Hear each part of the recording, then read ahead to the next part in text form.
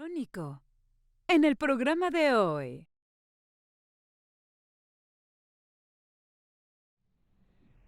Bienvenidas y bienvenidos, hoy vamos a hablar sobre Olmecas. Pues vamos a ello. Ahí está. Muy bien, Olmecas, claramente. Entonces, bueno, aquí pueden ver una imagen de un gemelo de azul, pero ahorita platicaremos un poquito más sobre eso. En fin, Olmecas. El primer detalle es que los Olmecas son, sí, la cultura madre de América, pero es quisquilloso. Primero vamos a encontrar, aquí está una larga cronología del tiempo. Vean cómo, por ejemplo, primero ocurrió Tlapacoya o tenemos contemporáneos de los Olmecas como Tlatilco. Para quien está cerca de Naucalpan, ahí está el Museo Tlatilca con algunas piezas precisamente que se han encontrado de esta cultura madre, si lo quieren ver así. El problema, el detalle, la parte quisquillosa de esta cultura, ¿dónde está lo quisquilloso? Ahí está. Es que la cultura tlatilca, por ejemplo, así como Tlapacoya y otras varias, eran en realidad aldeas, no eran muy grandes, y entonces no tenemos ni muchos objetos, ni tenemos que su extensión haya sido masiva o haya sido mucho más amplia, como sí ocurrió con los olmecas. Y bueno, vamos a encontrar después que los mayas, pues también, digo, continúan en la actualidad. Y Teotihuacán, que también fue breve, por ejemplo, Cholula, o Cuiquilco, que también está al sur de la Ciudad de México, también más o menos contemporáneo a los olmecas, ya en la parte final de los olmecas, pero pueden encontrar, es decir, que es bastante quisquilloso, no es súper claro, y ahorita vamos a platicar cómo cada cultura madre no es que, pues, como en la actualidad, ¿no? Cada quien tiene su regla, su país, sus pasaportes. No, no pasaba eso. Entonces había continuos contactos entre las culturas madre, es decir, si es que se diferenciaban de alguna forma, es decir, entre ellas. Y esto ocasionaba que en este contacto, este comercio, podamos encontrar, por ejemplo, obras olmecas en Tlatilco o en Cuicuilco. Entonces, por eso es quisquilloso hablar así como tal cual o con tanta definición o exactitud acerca del rango, la extensión de tal o cual cultura madre, ¿no? Entonces, y más aún que con la cultura olmeca, pues tenemos el gran problema de que no conocemos demasiado, que es un poquito a lo que voy. Olmeca es la palabra náhuatl para definir o llamarle a la gente del país de Hule. Ese es el problema. Digo que es un problema porque no sabemos cómo los olmecas se llamaban a sí mismos. Ese es un gran problema. Prácticamente no conocemos nada de los olmecas, pero así lo que es nada. Tenemos una muy vaga idea de los olmecas. Tan así, pues que le llamamos olmecas, pero así les llamaban los aztecas, por ejemplo, pero ya había pasado muchísimo tiempo desde los olmecas, eso es a lo que voy. Ven cómo todo está así como entre las neblinas. Y bueno, se les llamaba olmecas porque en esa región hay muchos árboles de látex y por eso gente del país de Luble, ¿no? Y como dice un poquito acá al final, no se puede estar 100% seguro o seguro de cuáles realmente los límites o cómo podemos constituir como tal la nación de Olmeca, siendo que por ejemplo en Guatemala o inclusive en Centroamérica se ha encontrado, o sea, un poquito más lejos, se han encontrado algunas piezas o algunas características heredadas, ¿no? Vamos a encontrar, de hecho voy a eso un poquito, que si bien los asentamientos nucleares de los olmecas estamos seguros que ahí estuvieron, no son los únicos lugares donde podemos encontrar obras olmecas, ¿no? Entre comillas, o de cualidades olmecas. Ahorita vamos a platicar un poquito sobre eso. Son tres sedes principales, Tres Zapotes, San Lorenzo y La Venta. Y bueno, como pueden ver, pues todos se encuentran de la misma región que se le llama área nuclear olmeca, precisamente por ese problema de que no se puede pues definir concretamente cuál fue su extensión. Podemos saber, estar seguros de que estuvieron aquí, pero no podemos estar seguras o seguros de hasta dónde llegaron realmente sus reinados o sus reinos, por así llamarlo de alguna forma. Y bueno, lo que sí sabemos es que fueron los primeros de muchas cosas, de tener un calendario como tal, calendario que después heredaron a los mayas, posiblemente algunas palabras, algunas formas de usar los números los códices también fueron heredados a los mayas. Vamos a platicar un poquito de las leyendas mitológicas, también heredadas a los mayas, por ejemplo, aunque no nada más a los mayas, debo decir, o las cualidades como tal del trabajo, de la forma de hacer o labrar la piedra. Eso también fue heredado a otras culturas, no nada más a la maya en particular. Y bueno, tenemos primeros con ellos, con los olmecas, primeros edificios ceremoniales y general ceremonias, ¿no? Aquí podemos ver en la imagen una, digo, que es muy pequeña, lo cual es muy curioso, es muy pequeña la imagen, de centímetros cada estatuilla, y representa un ritual fúnebre. Entonces es muy... Con esto nos puede ayudar un poquito a conocer cómo era su cultura, pero es así solita, sin el contexto de qué está pasando, solamente podemos imaginarnos, ¿no? Entonces desde ahí es cuando armamos el rompecabezas de qué es o qué fue la cultura olmeca en realidad. También sabemos que hubo una estructura social organizada por las cabezas olmecas que platicaremos en un momento, y un definido y claro estilo artístico de lo que les platicaba de cómo tallar la piedra y hacer otras cosas, ¿no? El problema también, por ejemplo, es que no hemos encontrado, no se sabe que hayan trabajado otros materiales, porque con probabilidad en esta parte de México, pues que es muy pantanosa, muy lluviosa, muy húmeda, es muy difícil que un material, por ejemplo, como el metal o algo similar, haya sobrevivido durante mucho tiempo. Posiblemente fue atacado por la corrosión, se oxidó y se desintegró y no consideramos nada sobre eso, ¿no? Entonces, por eso estamos un poquito a ciegas con la cultura olmeca. Pero bueno, ahí vamos. Y bueno, también se ha encontrado el vestigio de lo que parece ser un juego de pelota, una cancha de juego de pelota. Entonces podemos entender que empezó esta tradición mesoamericana, lo voy a poner así, del juego de pelota con los olmecas, y a partir de ahí se fue propagando a otras culturas. Entonces eso también es muy interesante y una gran coincidencia con nuestro fanatismo por el fútbol, ¿no? Como Latinoamérica, es a lo que me refiero. Muy bien, pues se han encontrado hasta ahora 17 cabezas olmecas. Como pueden ver, cada cabeza olmeca es diferente, es única y particular. No hay copia, no se han encontrado copias de una cabeza olmeca o de otra. Entonces esto nos habla sobre que son retratos de personas reales existentes y que eran pues importantes, evidentemente, por eso hacer una cabeza colosal. Y por otra parte, pues cada una tiene rasgos que las destaca. Entonces eso es muy, muy interesante y muy particular. Por ejemplo, esta que tiene los ojos aparentemente cerrados, o así lo entendemos en la actualidad, y de cómo cada una, te platicaremos un poquito más sobre eso, tiene un casco, un casquete particular, ¿no? Que destaca lo que entendemos que son rasgos propios de esa persona.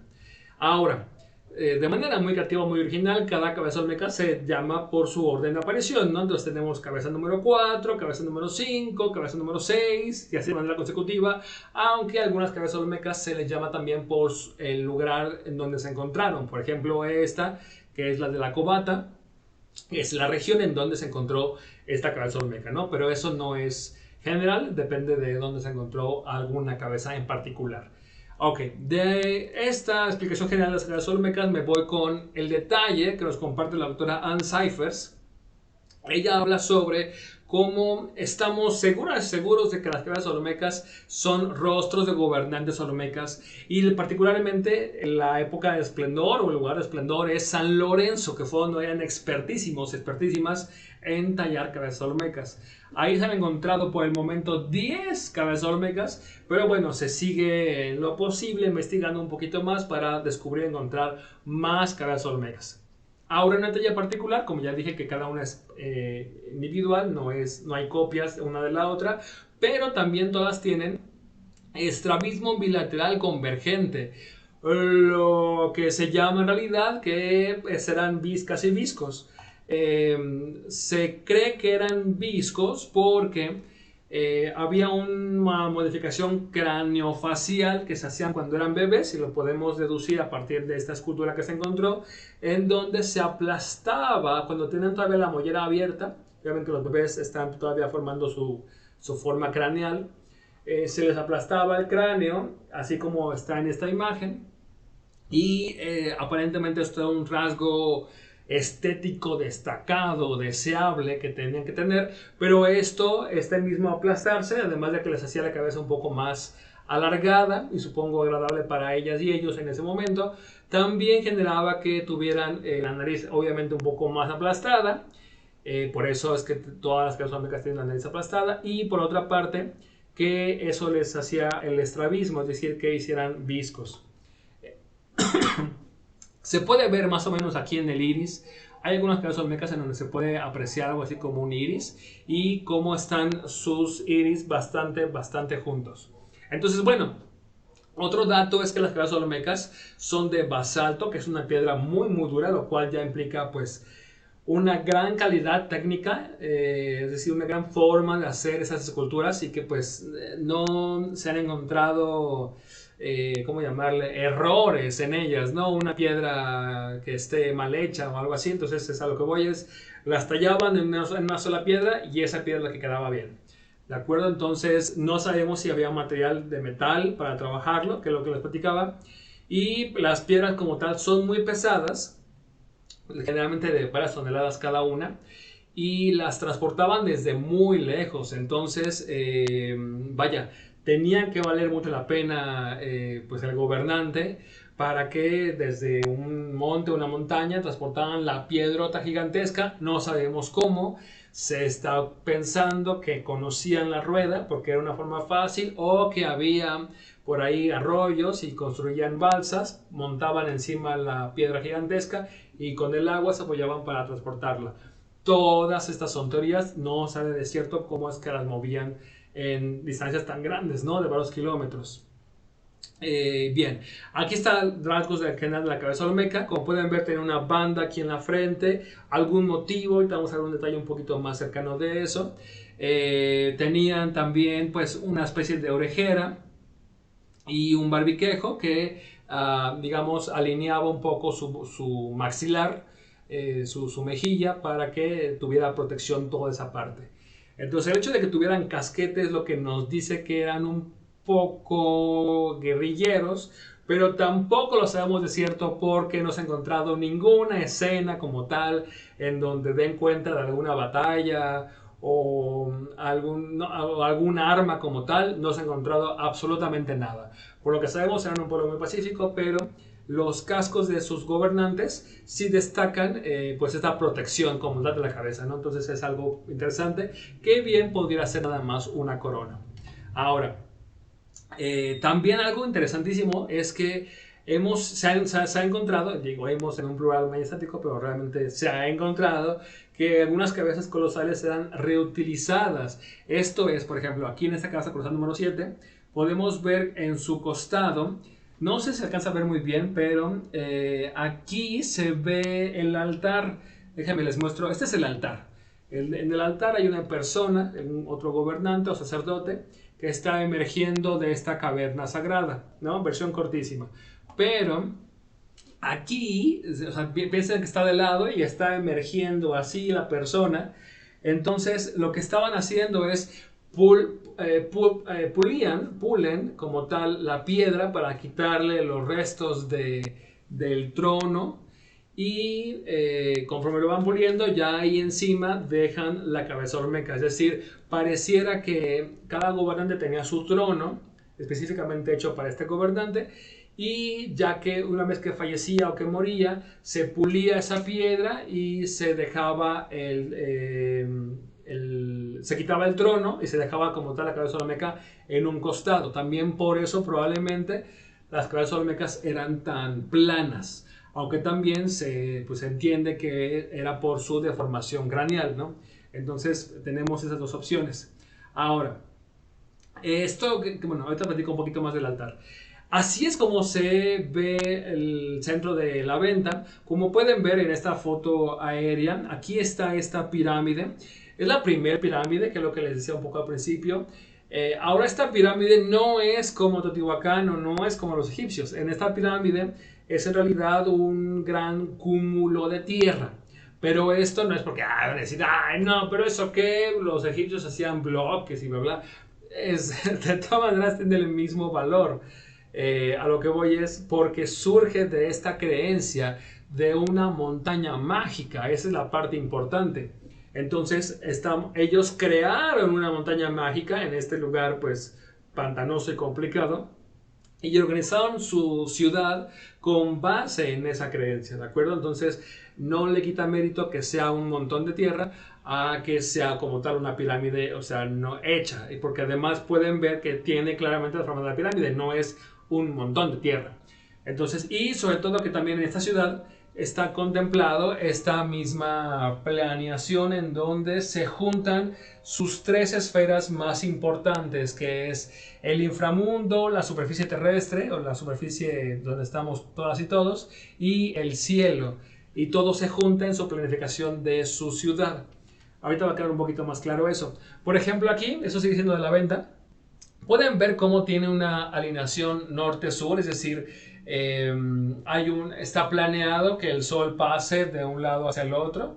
Recuerden que el sol es importantísimo, lo veremos más claramente en Teotihuacán. Pero vean cómo se hallaron los lugares. Aquí estaban las cabezas olmeca, enfrente de la pirámide mágica o montaña artificial. Entonces a eso nos habla, nos da cuenta de que hay una estructura muy clara de dónde debe de vivir los gobernantes, el pueblo y cómo deben ser sus rituales.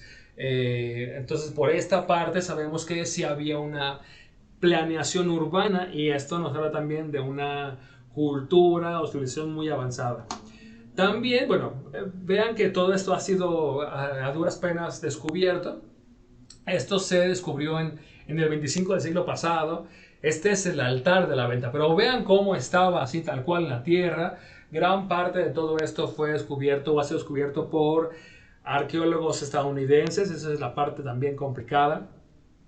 Pueden ver que inclusive esta imagen es del Middle American Research Institute. Y así a otras de National Geographic y otras expediciones, la misma doctora Ann Cyphers, que también pues viene de Estados Unidos y también ha aportado mucho conocimiento, pero pareciera que ha sido esta comitiva estadounidense la que más se ha encargado de descubrir o hacer más investigaciones a fondo sobre la cultura olmeca. Ahora, este es el altar número 4 que ya les mostraba previamente, en donde sabemos, entendemos que este es un gobernante que está justificando su poderío, su poder, porque está en conexión con la montaña mágica. Pueden ver esta cueva sagrada y cómo el gobernante emerge triunfal de esta cueva sagrada o monstruo de la tierra, porque todo está un poquito conectado. Que salga de este monstruo de la tierra, que también por eso pueden apreciar a grandes rasgos de una manera muy vaga, es como una boca. Hay otras obras artísticas en las que se aprecia mucho más claramente esta forma de boca de este monstruo de la tierra. También obviamente pueden encontrar la conexión con la cueva o inclusive con el nacimiento humano. Y bueno, total que está surgiendo el gobernante y con esto justifica su conexión divina con, pues con la naturaleza, con la tierra como tal, ¿no? Al principio se pensaba que era un altar, por eso se llamaba altar número 4, pero en realidad pues se descubrieron algunas escenas en donde se sabe que el gobernante se sentaba encima de la piedra. Entonces no es un altar, es un trono. Y bueno, aquí ya con colores creo que queda un poco más claro cómo tiene su tocado en la cabeza, que precisamente lo conecta con la tierra, que en este caso es, pues se supone o entendemos que es maíz. Y vean cómo también salen plantas o posiblemente maíz de esta cueva sagrada. Y aquí pueden ver este jaguar que tiene esos colmillos, que también representa a este monstruo jaguaresco de la tierra. Vamos a encontrar cómo el jaguar es una figura súper importante que además define y da estilo a la cultura olmeca. Aquí tenemos otra estatua muy importante que se llama Monumento número 1 de San Martín Pajapan. Y esto nos da cuenta también de lo mismo, ¿no? Este es claramente un gobernante o un sacerdote que está levantando un árbol cósmico, es una rama, por eso, o sea, se ve que está así, bueno, está así, y lo está levantando. A la hora de levantarlo, de hacer esa acción, y además vean qué interesante, porque ya tenemos un movimiento, no es como los mesopotámicos o los egipcios, aquí ya hay movimiento, y va a haber todavía más movimiento. Entonces levanta este árbol cósmico, que conecta estos tres niveles, que es el inframundo, donde están sus pies, Y vean cómo además tiene esta posición, esta postura como de combate muy interesante. Este inframundo con el mundo terrestre y la parte celestial representada por el tocado, que alude a un ser divino conectado con el maíz. Porque no se ve muy bien, pero arriba está una planta de maíz emergiendo de este ser divino que está en su cabeza. Entonces, bueno, aquí persiste esta cultura, esta forma de ver el mundo en estos tres niveles. Ahora, por otra parte, así como se encontró este altar número 4, que en realidad es trono número 4, también se ha encontrado este que es el luchador. El luchador, porque claramente está así haciendo la pose de lucha, es muy polémico. Ha habido muchos arqueólogas que han hablado sobre que eso es una falsificación, porque como ha pasado con el altar y otros lugares, se encuentra por gente de la población y se resguarda por un tiempo y ya luego se da a conocer que existía esta piedra o esta escultura. Entonces eso hace muy complicado porque no se sabe muy bien de dónde lo sacaron o el contexto de dónde se encontró esta escultura. Y además de que es muy diferente, a pesar de que tiene detalles pues, o propiamente olmecas, el hecho de que tenga barba y bigote, pues lo destaca al luchador de varias otras esculturas en donde no hay ni vestigios de que tengan vello facial en la cara, ¿no? Entonces es diferente y además pues vean claramente este movimiento que podemos no encontrar en varias culturas como los mesopotámicos o los egipcios, ¿no? Que ya platicábamos antes. Entonces esto es muy destacado, pero igual queda como quisquilloso. Y pues ya pueden ver, ¿no? Esta es una escultura que se llama El Señor de las Limas, porque se encontró en Las Limas.